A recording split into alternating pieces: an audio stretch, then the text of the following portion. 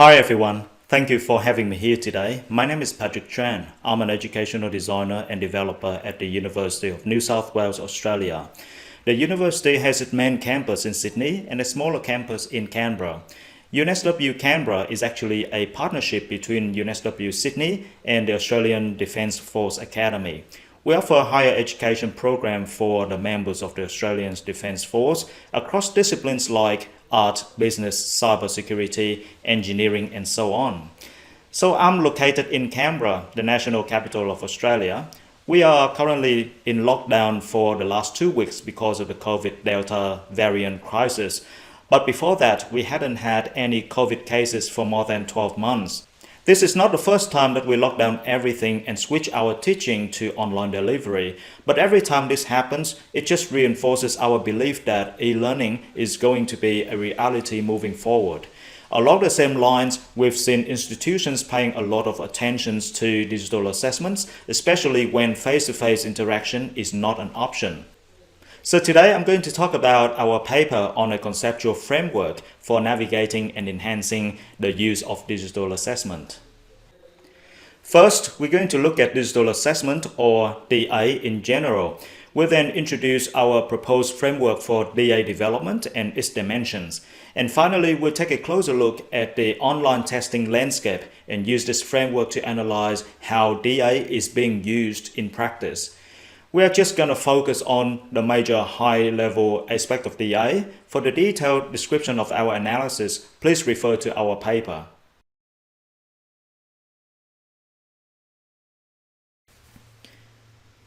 It is widely accepted that assessment plays a critical role in any learning process, not only to verify the knowledge acquisition but also as a motivation driver. Assessment gives instructors a chance to evaluate the effectiveness of their teaching, and learners can use it to guide their efforts towards achieving the desired learning outcomes.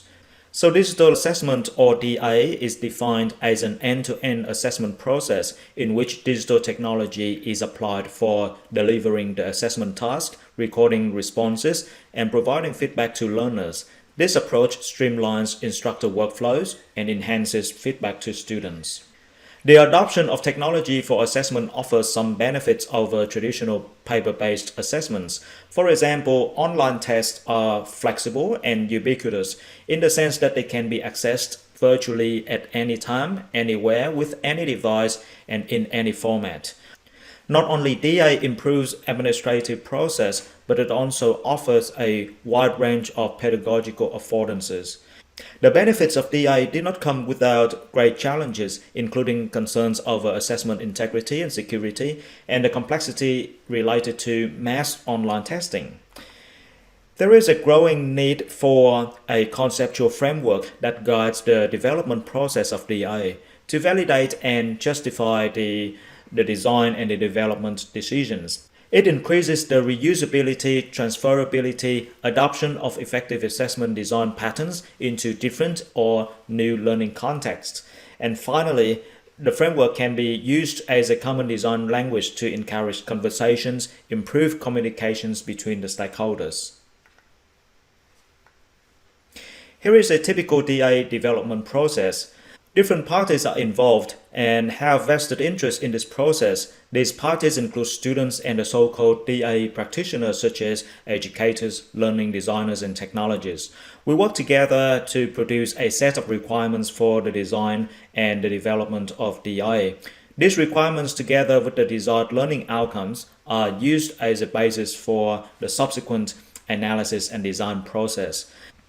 This main process in turn produces assessment tasks aligned with the learning outcomes and approaches to assessment that meet the requirements.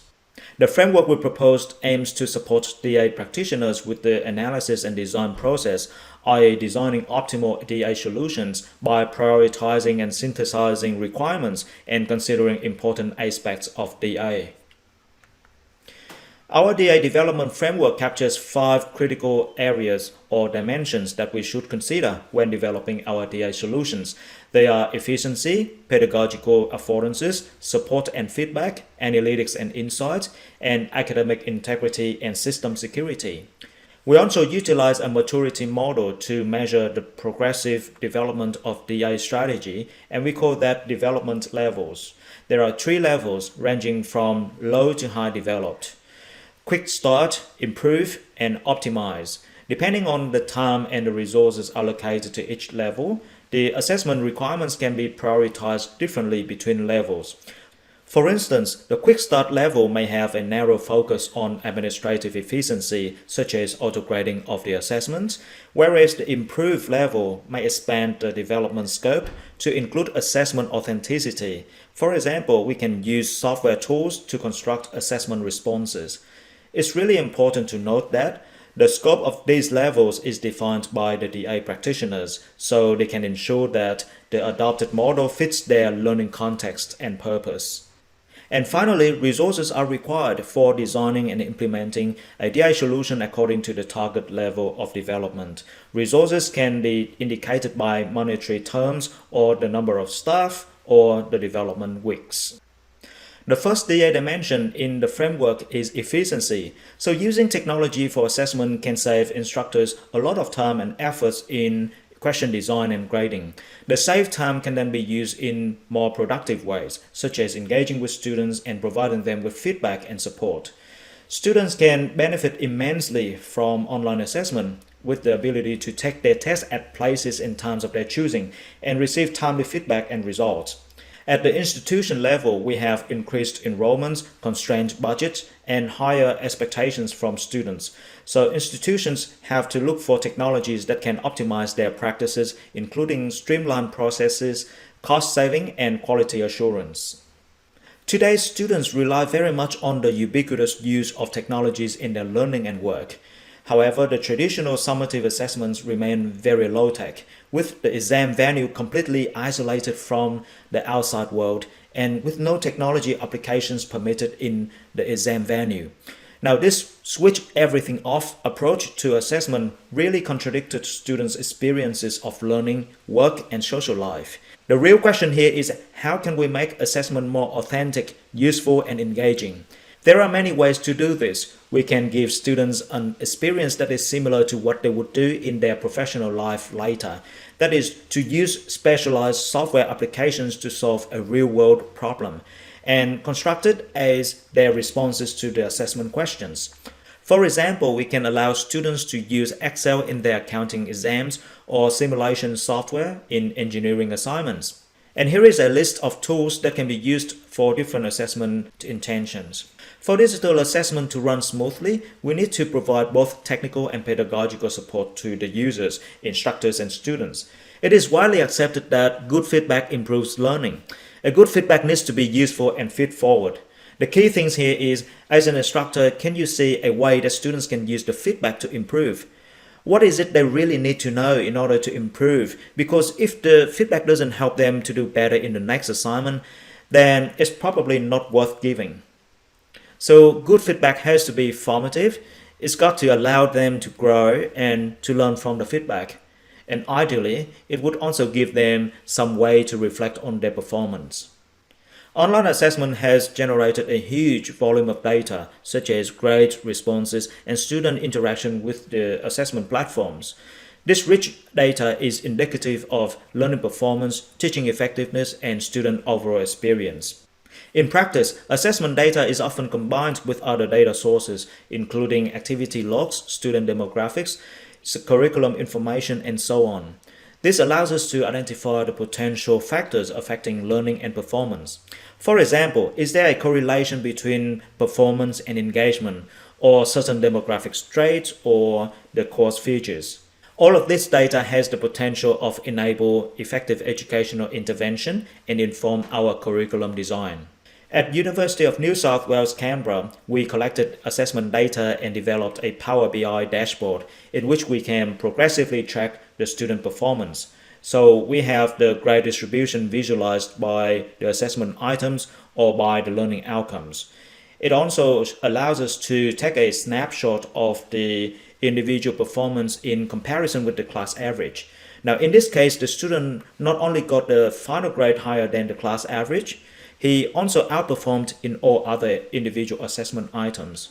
Educators can also use assessment analytics to evaluate the quality of their test questions. For example, ask yourself, is the question as rigorous as you intended it to be? Is it too easy or too difficult? And does it do a good job at separating students who know the contents from those who are just guessing? In some assessment platforms like Moodle Quiz, we can obtain an item analysis report that helps us identify which questions should be eliminated or revised because of their low efficiency or quality. Despite the convenience and efficiency brought by digital assessment, it is also more vulnerable to cheating and collusion than the face-to-face testing due to the lack of physical supervision. We have lockdown applications, which is a proxy for physical isolation. One of the most popular lockdown applications is the Safe Exam Browser, SEB. It is essentially just a special web browser for online assessments. Students can only access to the assessment webpage, and they are protected from any unauthorized resources. We can use remote proctoring or other technologies to ensure the integrity of our assessment. One thing we need to be clear about is that nothing is ever going to be foolproof, so we're not trying to stop the master criminals here. There's always a possibility of cheating, but the majority of students don't actually want to do that. They want fair assessment. You also need to realize that there's only so much we can do in terms of the way in which we run our assessments. But we've got to be really careful not to create the moral hazards for our students. So we don't want to write assessment where it's actually we're encouraging them to cheat. For example, we don't want to do things like, here's your 20 multiple choice questions, do not look at your materials, don't talk to a friend, but the exam will be open for the next 2 days, which is longer than needed. I mean, that is just inviting students to cut corners. We also want to have assessments that spans across a variety of verifiable situations over time. From a psychological point of view, most students really want to do well, but they're worried that they're going to fail. So how do we overcome that fear of failure? Can we have some formative assessment that runs throughout the whole semester that aren't worth many marks? This allows students to actually build a sense of confidence that they understand the material so that they are willing to give it a shot rather than feeling compelled to cheat to pass. One thing we found when developing this framework is that the DA dimensions are often synergistic and reinforce each other in most of the time. However, they might compete and contradict each other in some cases. It is similar to choosing between something of good quality or quick to deploy or cheap to make. Which one you gonna choose? You may want to choose all, but this may not be always possible in reality. So we are talking about the trade-off or tension between the DA dimensions. So this is our final exam venue back in June this year before the lockdown. Even though we had face-to-face invigilated exams, we still conducted everything in digital format. The idea behind this is that we want to be well prepared and ready to switch everything to online teaching quickly when it is required. There are many online testing platforms available for use. First, we have the Learning Management Systems (LMS) that is essentially a one-stop shop. The assessment activities are deeply integrated in the other learning tools within the same ecosystem. New capabilities can also be added to this system fairly quickly by installing new plugins. You can also use standalone assessment platforms that offers more specialized features such as facial authentications, collaborative grading, and so on. In terms of security, we have lockdown applications such as Safe Exam Browser SEB or e-exam systems. One of the most challenging questions faced by institutions when implementing their DA strategy is how to deploy assessments in a cost-effective and scalable manner.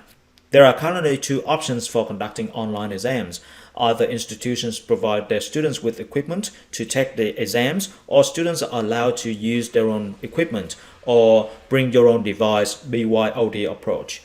BYOD has been argued to be more technically and financially viable for large-scale rollout of online exam. It also allows the use of software applications during the exam to make it more realistic and authentic. The downside of BYOD is that the hardware is not controlled entirely by the institutions, but by the students themselves, and therefore there's a possibility of security compromise. We also trialed different remote proctoring systems, and we concluded that they are not 100% foolproof. We also tried different remote proctoring systems, and we concluded that they are not 100% foolproof. The facial authentication does not work consistently. And these systems are themselves vulnerable to cyber attacks because their data is also stored on the cloud. Here are some DA practices adopted for online summative assessments at UNSW in recent years. We've used several DA systems and tools. Our digital summative assessment often take one of two forms: take-home open book or on-campus invigilated exams. In some science courses, we allow students to write their answers on paper, scan it using their mobile phone, and upload the documents to the DA systems. Some courses also allow the use of supplementary software such as word processing and digital lab book. And finally, we use BYOD for our exams, some with Self-Exam Browser, some without. And here is the table summarizing the affordances and issues that we found when implementing our DA strategy, categorized by the dimensions from our framework. This is how we adopted the DA development framework proposed in this study. We actually created a number of electronic forms corresponding to the 5 DA dimensions. We used these forms for data collections and communication with stakeholders, making design decisions, implementing and coordinating the assessment rollout. Here's a couple of ways of rethinking assessment. There's a lot more, but just some pointers to think about. The authentic assessment argument is one of the most popular ones. So rather than asking someone to just do an abstracted recall of knowledge, you can put your assessment into a real-world scenario and ask them to use that knowledge to solve a problem. Or rather than asking students to give you a straight mathematical solutions to a fictional problem, you could ask the students to change it to a form of advice to a client, and that makes it much more realistic. The other thing too is to think about critical thinking, not as the thing you give the top students, but the thing you would expect of everybody. So you shouldn't be able to answer questions unless you've engaged in some sort of critical thinking or contextualization in the process of that answer. This approach changes the assessments fundamentally because it's quite hard to cheat in this case. You can mix multiple choice questions with short answer reflections on why they chose that answer, and you can ask for videos or podcasts to explain things. So people can hand in their essay and are also required to submit a 2-minute audio recording providing a summary of their paper. So it doesn't add much to your marking time, but it means you're gonna have much more confidence that the students actually understood what they submitted. You can design assessment that build on each other throughout the semester so that in order to answer the second assessment, they have to have completed the first one, and they have to use the answers they got in the first assessment in the second one. As for future work, at the moment, the framework provides DA practitioners with 5 critical dimensions that they need to consider. There's a generic guidance on how to scope these dimensions based on the target development levels and the learning context. However, it is very much up to the DA practitioners to prioritize and decide on the scope. In the future, we plan to develop a more detailed guide for different development levels. For example, we want to come up with some universal templates for development forms that can be easily adapted to different courses. It's definitely not a one-size-fits-all solution, but it can be tailored to certain assessment scenarios. And finally, here is the list of references. For more details on our framework, please refer to our paper. Thank you for watching.